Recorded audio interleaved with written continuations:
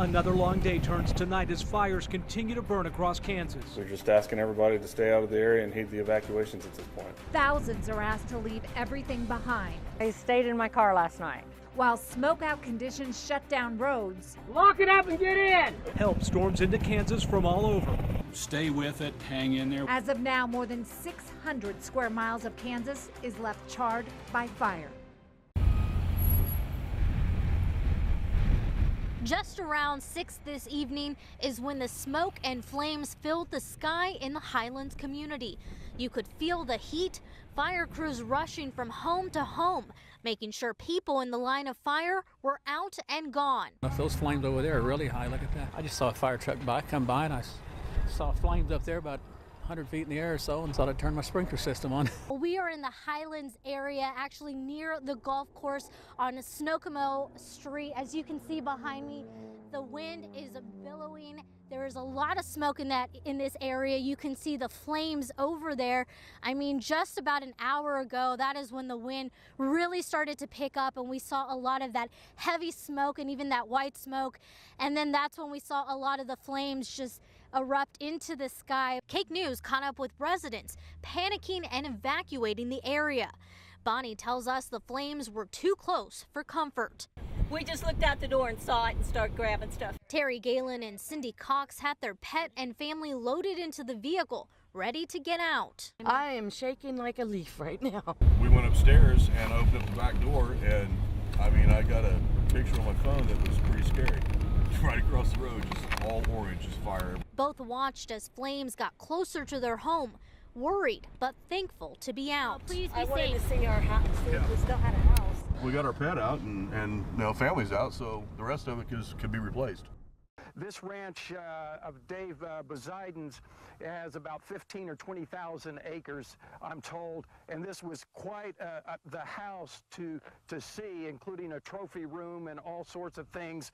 And you can see, I'm going to get out of the way, just what is left of it. Nothing's left of it. It burned to the ground. The Kansas Department of Emergency releasing more information on the fires. In Clark County, more than 351,000 acres have been burned, and 30 structures and bridges were damaged. In Ford County, 7 homes were destroyed. In Reno County, more than 30 homes were destroyed. More were damaged, and 6,000 acres were burned. More than 10,000 acres in Rooks County were burned, destroying 2 homes. And I got to say, in my entire career, I have never seen a fire day like we had yesterday. It's down here south and east of Ashland. We apparently do have a fire still going on here just north and east of Willard, Oklahoma. The smoke now trailing off to the south and east with a breezy northwest wind. So we still have extremely high fire danger around the entire state. No saving the house.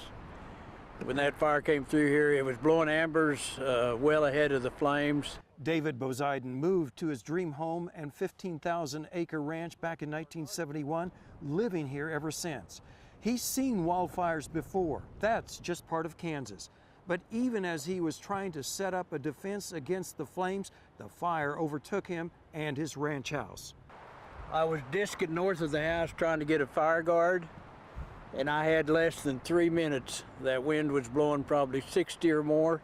I was lucky. I drove the tractor through the fence into the hay barn, actually hit the hay barn, couldn't see where I was going, got in my pickup and was able to get out of there. And just that quick, everything is engulfed. He barely made it out alive. Many of his outbuildings were destroyed also.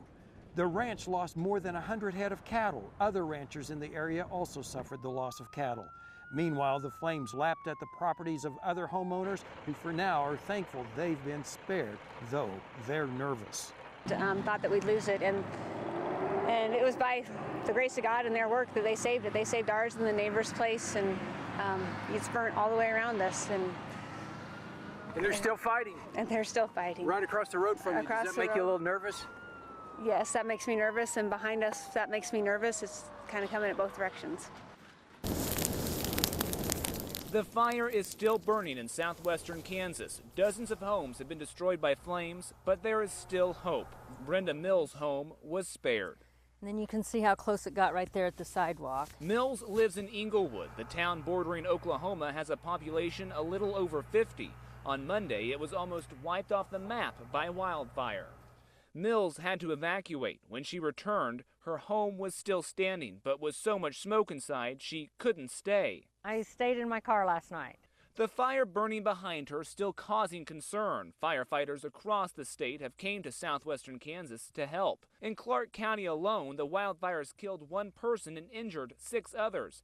In addition, thousands of acres of ground are scorched and livestock killed, and then the homes, at least 30 destroyed. The garage set right.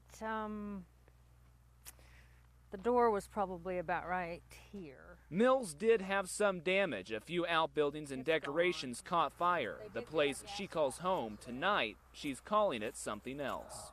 I just describe it as a war zone. It's just crazy. I grew up in Kansas. Personally, I haven't seen this intensive fire behavior in the state of Kansas before. In this drone footage, you can see trees are blackened. Ash covers the ground.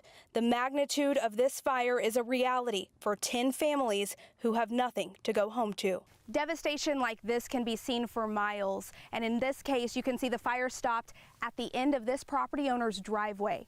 While several homes were damaged, many more were saved thanks to firefighters. No, these were the first calf heifers that were straight north of the house. Oh, really? Rancher Dave Bozeiden of rural Ashland now works with his ranch hands to gather up what will be well over 100 head of dead cattle lost by fast-moving wildfires. These wildfires occurred during calving season. These we're going to have a calf. We've got several here that had calves. You can see the dead calves also. The wildfires moved so rapidly the flames not only overtook many homes, but also claimed perhaps thousands of head of cattle. Clark County agriculture is primarily around raising cattle. Ranchers tell me that's what the area is best suited for. So they're having to crisscross many square miles of ranch land, collecting carcasses so they can be properly disposed of. If we're still missing cattle that are hung up somewhere that need attention, we need to know. And that's what we're doing now. We're just trying to gather what we can, get a count on them, and then see if we can find the rest of them either dead or hung up somewhere. They do find survivors like these calves, which may now be separated from their mothers. 12-year-old Mackenzie Walker is nursing this one back to health. We have to know how many we have and whose they are. This is no ordinary basketball court, at least not for this game.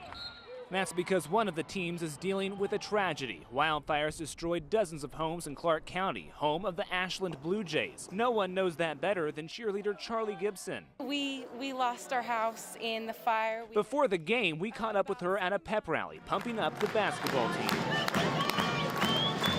The scene was much different a few days ago. Ashland was a ghost town, mandatory evacuations in place because of the wildfire. But beyond the fire, Gibson's focus right now is on something else. Honestly, I can say it could be worse because we've had so much support from the community. Saying this is just a game is saying that the wildfire that destroyed so much was just a fire. The town of Ashland needs a win. There is already a blank space sitting on the sign leading into town, just begging for bragging rights of another state title.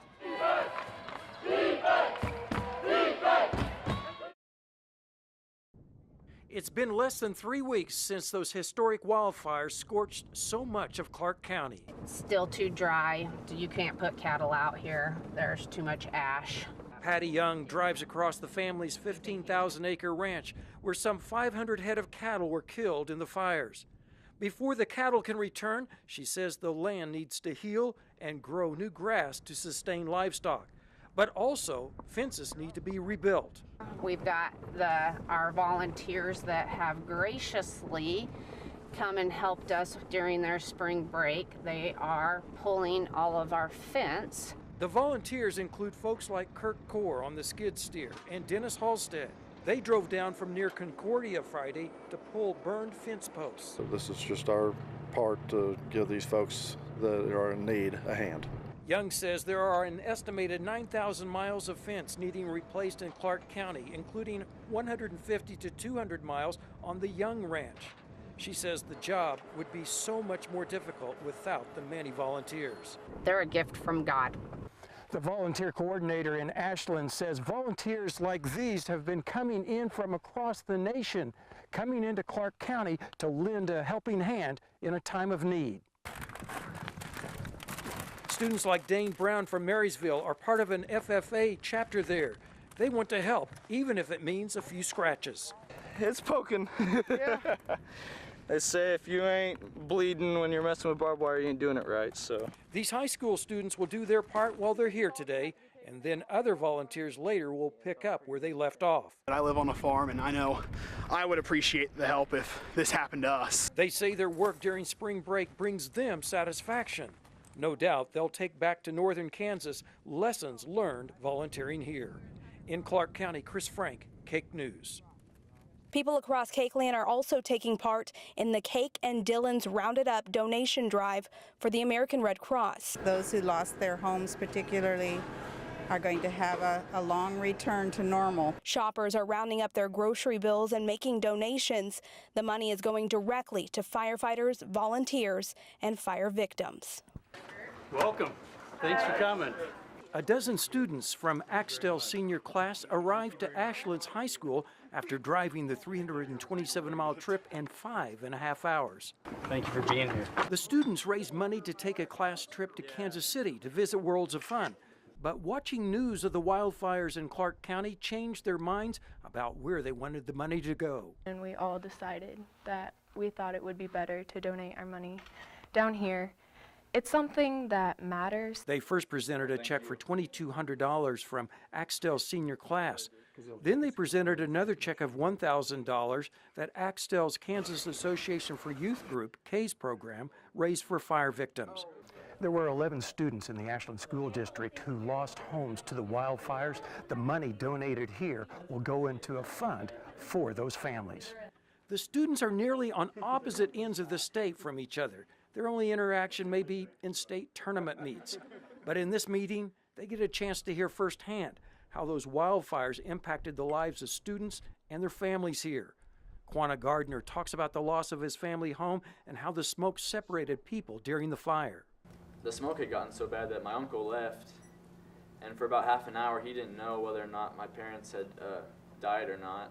There's a few stories like that where it sounds like people shouldn't be alive, but they are. So the Axtell students hung on every word they heard. Well, I guess I got to see how blessed that I was with what I have and that they don't have here currently because of the fire. It's really eye-opening to see what's going on here and what went on. It's a lesson these students will take back with them, a memory they won't forget. In Ashland, Chris Frank, KAKE News.